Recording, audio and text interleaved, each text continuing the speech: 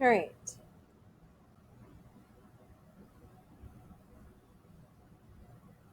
Um, so we're going to figure out how to analyze a text.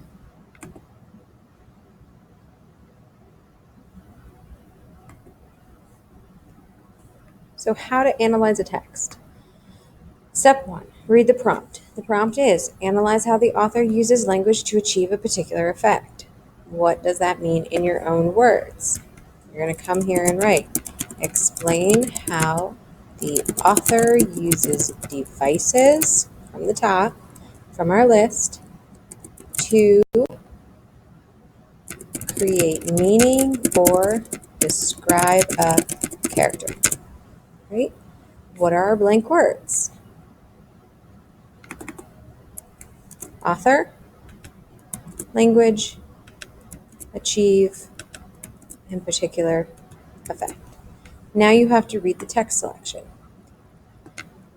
The darkness enveloped us. All I could hear was the violin, and it was as if Juliak's soul had become his bow. He was playing his life, his whole being was gliding over the strings, his unfulfilled hopes, his charred past, his extinguished future. He played that which he would never play again. I shall never forget Juliak. How could I forget this concert given before an audience of the dead and dying? Even today, when I hear that particular piece by Beethoven, my eyes close, and out of the darkness emerges the pale and melancholy face of my Polish comrade bidding farewell to an audience of dying men. I don't know how long he played. I was overcome by sleep. When I awoke at daybreak, I saw Juliet facing me, hunched over, dead. Next to him lay his violin, trampled, an eerily poignant little corpse. So, what's the effect or the purpose of the passage? Well, how did this make you feel? Well, we always say it makes us sad. Why does it make us sad? Because Juliet dies, right? Because his violin, which he cherished, right, was destroyed. Okay? And for me, it makes me angry, right? Because this is wasted life, right? How are the characters described? Well, Juliak, he's honoring the dead, right? Honoring his life, his life's work. And then for Elie Wiesel, he's honoring / remembering a good man. And in our discussions, we've said that he's sentimental, right? Now we need to look for evidence. Well, he was playing his life, his charred past. Okay, so I think we all know that this is, I can't say a favorite line, but it's a good line. It's very strong. So I'm going to put that there. Okay. And then what else did I? All right. So out of the darkness emerges the pale and melancholy face. Right? So that language tells us this is not a happy time. He says, I shall never forget Juliak. Okay? And this is someone that's not necessarily knows very well. Right? And his charred past, his extinguished future. So those are the ones that we're going to look at. Okay. His charred past, his extinguished future to me is diction with the words charred and extinguished. Right? I shall never forget Juliak. Right? That would also be, could be tone, right? He's reverent.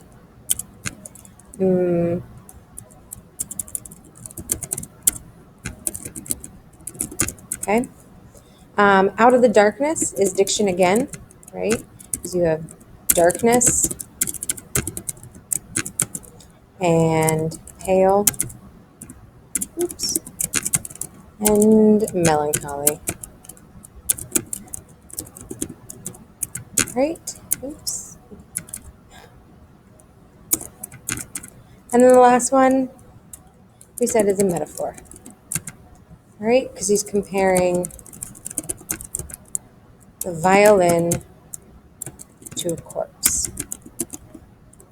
And I'm going to add in,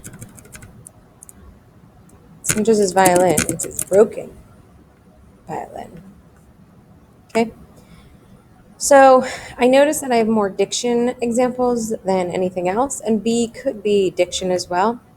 So let me go through. Elie Wiesel, my language will be diction. And if you wanted, you could say negative. My word will be conveys. And what does it convey? Well, how important it is for Elie Wiesel to remember and honor the life of Juliac. Right? So again, how did it make me feel? Sad and angry. And Elie Wiesel, honoring. Okay? So then I come down here. Okay, 7A. Elie Wiesel's diction conveys how important it is for him to remember and honor the life of Juliac, the violinist. Okay, oops.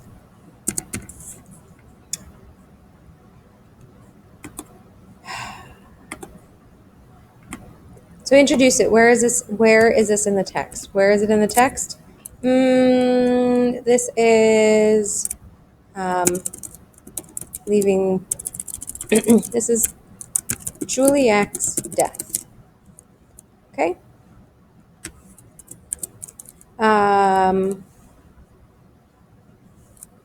Actually, the first quotation isn't the death; it's hearing the violin.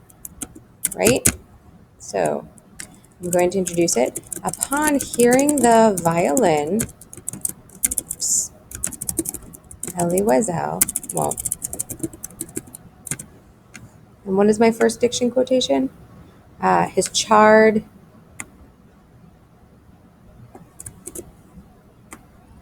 right? And where is that in the text? The playing. Okay, Elie Wiesel compares Juliac's playing to, right, his charred past and his distinguished future. Okay, so now we're going to use a language frame. You got to use your blue sheet or your agenda book, and you go to diction.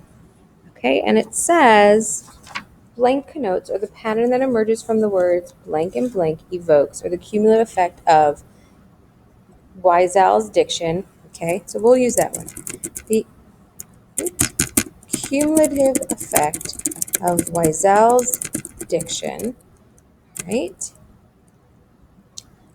makes the reader feel. How does it make you feel? Well, it makes you feel what? Saddened by the loss of a great musician. Okay? And what would be a second sentence, right? Well, what was it? We have charred and extinguished. The words, for the time being, we're just going to focus on the first sentence, all right? And then how does it contribute, right? All right, I'm ending it here because I'm at the end. So I just want you to practice that first part, okay?